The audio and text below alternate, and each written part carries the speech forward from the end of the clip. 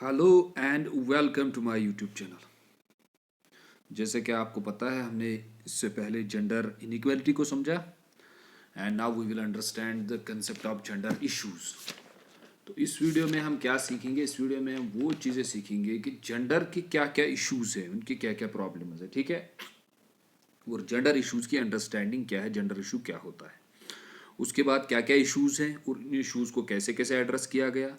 उन इश्यूज पे जो लॉज है वो हमें अलग से समझने हैं। इन्होंने ऑलरेडी एक टॉपिक रखा है जेंडर लॉज, ठीक है। तो वो वहाँ से भी कन्फाइन करेंगे और यहाँ भी मैं आपको साथ साथ बताऊंगा किस किस इशू पे कौन कौन सा जेंडर लॉ बनाया गया है, ठीक है। तो पहले जेंडर इश्यूज की मीनिंग समझते हैं। जेंडर इशू क्या होता है?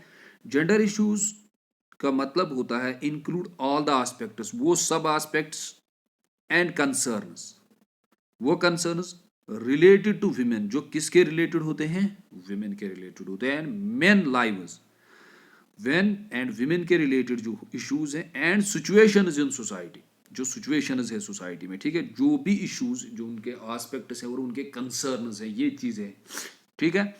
तो उनके रिलेटेड, जो उनकी लाइफ के रिलेटेड हैं इन ए सोसाइटी, एक सोसाइटी में, टू द वे दे इंटरलेट, और वो क्या होते हैं? वो इंटरलेट होते हैं एक साथ, ठीक है। जैसे वायलेंस है, वायलेंस किस पे डिपेंड करती है? अगर विमेन की एजुकेशन है तो उस पर कम वायलेंस होगी, अगर उसकी एजुकेशन नहीं है तो उसकी वायलेंस ज़्यादा हो सकती है, ठीक है। उसकी इकॉनमी लो होगी, तो ये इंटरलेटेड होते हैं। To the way they interrelated their differences in access, और उसके साथ साथ हम जेंडर इश्यूज को ये भी इस तरीके से भी समझना है कि उनका एक्सेस किस में, यूज ऑफ रिसोर्सेज, वो कितना एक्सेस यूज सोसाइटी में रिसोर्सेज उनको कितना यूज कर पाती है। देयर एक्टिविटीज, और उनके activities and how they react to the challenges, और वो कैसे रिएक्ट करते हैं जो सोसाइटी में उनके चैलेंजेस होते हैं। लाइक उनके पास वुमेन्स पे ज़्यादा फोकस करेंगे, उनके हेल्थ प्रॉब्लम्स, उस पे वायलेंस, फिजिकल वायलेंस, ठीक है। उनको वो कैसे क्या करते हैं, उनको वो कैसे रिएक्ट करते हैं, उनको कैसे फेस करते हैं और इनका इंटरवेन करते हैं, और उनका पॉलिसीज पे वो क्या रिएक्ट करते हैं, जो पॉलिसीज और इंटरवेंशन होते हैं, ठीक है। तो जेंडर इशू जो है, जेंडर इश्यूज बहुत सारे हैं और मेजर उनमें जो है अनइक्वल एजुकेशन, ये एक इशू है उनका, वो एक कंसर्न है जो रिलेटेड टू विमेन है। चाइल्ड सेक्स रेशो, जो लड़कियों की बर्थ होती है, फीमेल की बर्थ होती है, वो बहुत कम हो रही है और वो कम होती जा रही थी। अब उसमें कुछ स्कीम्स लाई गई ताकि उसमें थोड़ा इंक्रीज करे, जैसे बेटी बचाओ बेटी पढ़ाओ स्कीम, ठीक है, बहुत सारे स्कीम्स। अच्छा, अनइक्वल पे, सेक्सुअल हरासमेंट, उनका sexual harassment at work place, अगर उनकी जॉब लग भी गई तो वहाँ भी उनका सेक्सुअल हरासमेंट होता है, रेसिज्म होता है, उनकी लेस प्रमोशन होती है।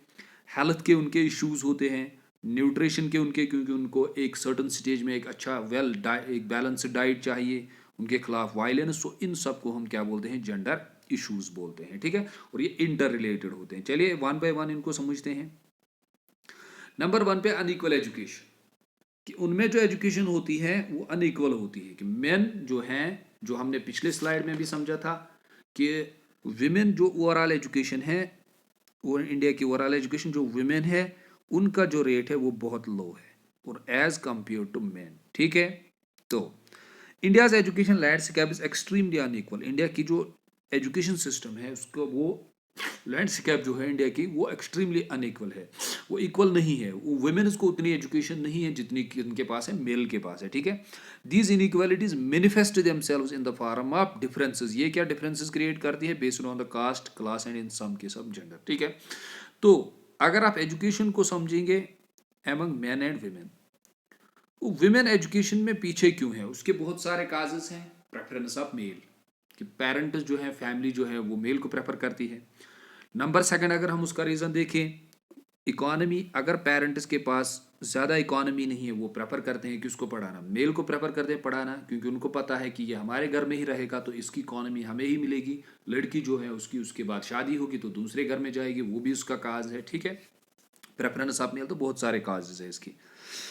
Achievement, earning, health status and political participation also contribute to the educational equality. अच्छा, अब ये जो फैक्टर्स है, कौन कौन से फैक्टर्स हैं? हेल्थ इश्यूज, ये किस पे डिपेंड करता है? एक लड़की की एजुकेशन क्या है, अगर उसको एजुकेशन मिली है कि हेल्थ क्या है, प्रॉब्लम्स क्या है, एडोलसेंस एज क्या है, इसमें कौन से कॉम्प्लिकेशंस होंगे, जब वो एक लेवल तक पहुंचेगी उसके हेल्थ इश्यूज होंगे, तो अगर एजुकेशन उसकी होगी, उसके हेल्थ इश्यूज, हेल्थ स्टेटस ठीक हो सकता है। और पॉलिटिकल पार्टिसिपेशन, ठीक है, एक पॉलिटिकल पार्टिसिपेशन उसका हो सकता है। इन चीज़ों को कौन कंट्रीब्यूट करता है? इनको एजुकेशनल इनइक्वालिटी करती है with in the United States and other countries. हर किसी कंट्री में कि अगर जितनी उनके पास एजुकेशन होगी उतनी उनके पास एक हेल्थ स्टेटस अच्छा होगा, उनके पास एक पॉलिटिकल पार्टिसिपेशन होगा, विमेन्स पॉलिटिक्स में होंगे अगर उनके पास एजुकेशन। अगर कम होगी तो उनका पार्टिसिपेशन भी कम हो जाएगा। तो हम क्या कहते हैं, जेंडर इशू जो है ये इंटरलिंक्ड है, ठीक है।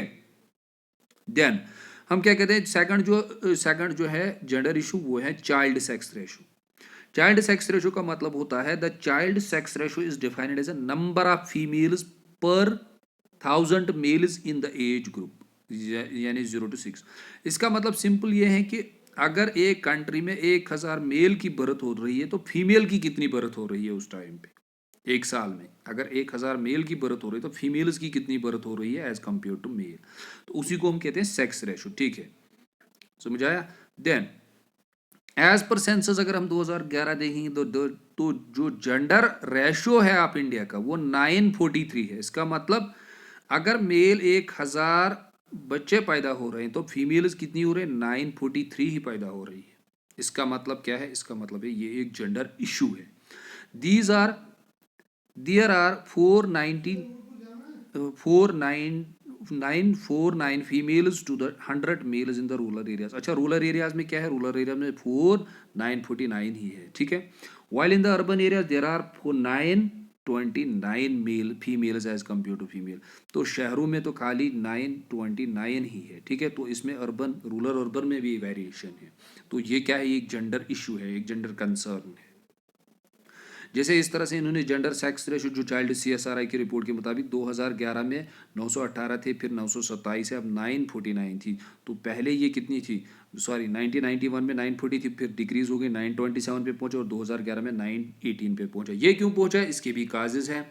क्योंकि हम प्रेफरेंस जो हमारी सोसाइटी में मेल को प्रेफर किया जाता है, फीमेल्स को हर कोई पेरेंट चाहता है उनकी बर्थ जो हो वो मेल हो, मेल किसान हो, वो प्रॉपर्टी को आगे चलाएगा, उनका नाम आगे चलाएगा, उनकी फैमिली को चलाएगा।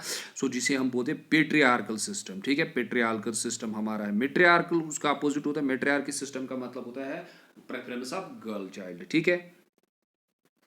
चलो, उसके बाद अनइक्वल पे। अनइक्वल पे का मतलब क्या है, gender pay gap in India refers to the difference in earning between the man and women in the paid employment. जो विमेन्स है और मेन है, अगर दोनों का जॉब लगेगा तो इनमें अनइक्वल पे होगा, यानी मेन जो है उनको ज़्यादा दिया जाएगा, जिन जो इनको दिया जाएगा उसकी लेवल का विमेन्स को पे नहीं दिया जाता है, ठीक है। ये एक मार्केट ट्रेंड आजकल चल रहा है। अगर आप प्राइवेट स्कूल्स में आजकल ये ट्रेंड देखेंगे, प्राइवेट स्कूल्स में जहाँ मेल 10,000 में काम करता है, 8,000 में, वहाँ फीमेल उसको कितना दिया जाता है, 5,000 दिया जाता है।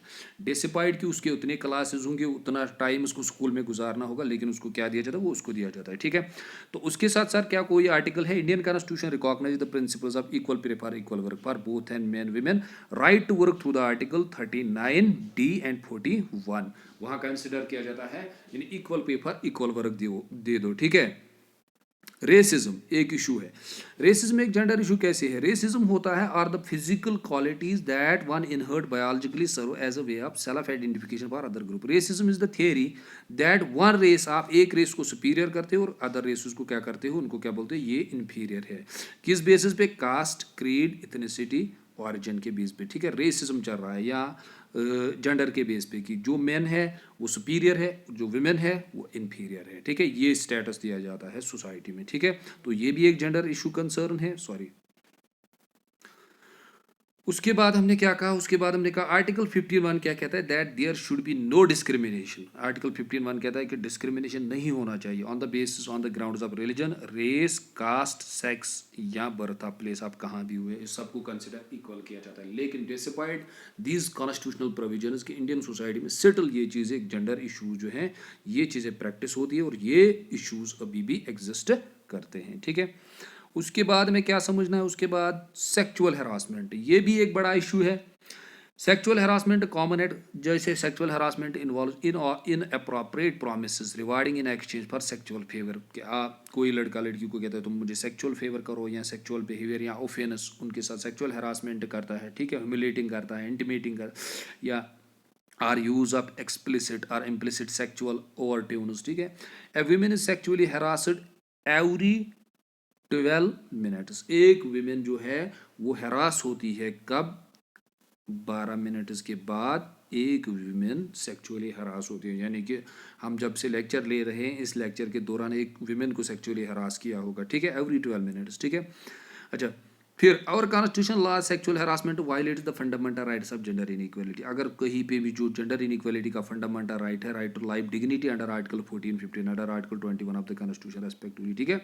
तो आर्टिकल 14 क्या देता है कि फंडामेंटल राइट देता है जेंडर इनइक्वालिटी का, लाइफ विद डिग्निटी के, हर किसी को, हर कोई अपनी लाइफ डिग्निटी से जिए। लेकिन despite this constitutional provision, gender जो सेक्सुअल हरासमेंट है इसके रिलेटेड एक एक्ट भी आया था 2015 में आया था, sexual harassment at work place act भी आया था। लेकिन despite this constitutional provisions, gender जो सेक्सुअल हरासमेंट है वो अभी भी एक जेंडर इशू है कि विमेन्स की जब जॉब लगती है तो उनका क्या होता है, उनका वहाँ जेंडर यानी सॉरी सेक्सुअल हरासमेंट होता है, ठीक है। 32% सिटीजन से they are their family members have faced sexual harassment at work place. यानी कि 32% जो सिटीजन है वो कहते हैं फीमेल जो है उनका सेक्सुअल हरासमेंट कहाँ होता है, जहाँ वो काम करते हैं, ठीक है।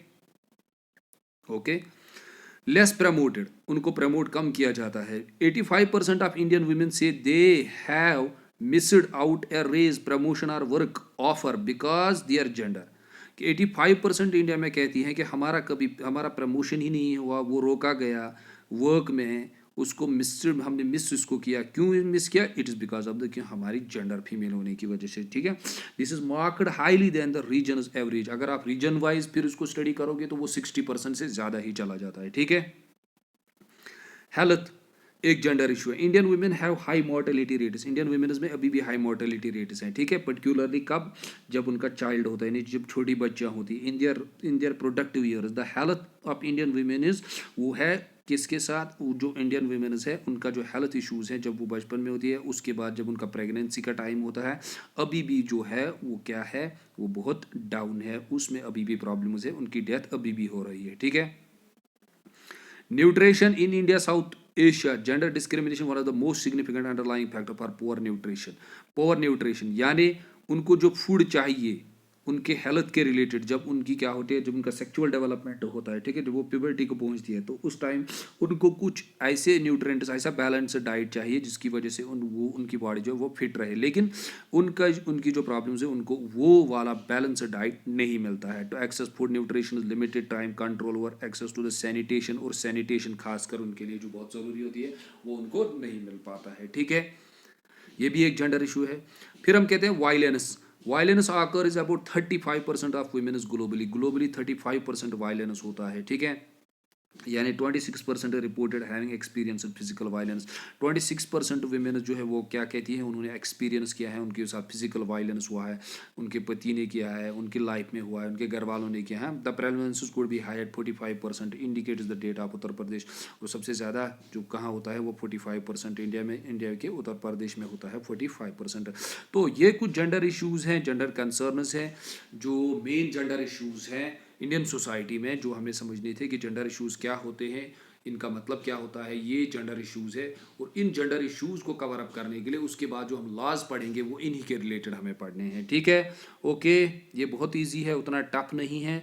थोड़ा इसको सिस्टमेटिकली मैं आपको पढ़ाऊंगा, दैट इज़ वाई मैंने आपको बताया कि मैं आपको यहीं पे सारा पढ़ाऊंगा ताकि आप लोगों की एक सिस्टमेटिक अंडरस्टैंडिंग आ जाए। नहीं तो अगर आप जेंडर उधर पढ़ोगे फिर इधर पढ़ोगे तो कहीं समझ में नहीं आएगा। यूनिट सेकंड में पढ़ोगे, यूनिट थर्ड में पढ़ोगे, तो हम यही सारा जेंडर का जो टॉपिक है, जो भी सिलेबस में जेंडर के रिलेटेड इशू टॉपिक है, उसको हम यही कवर अप करेंगे। Okay, thanks.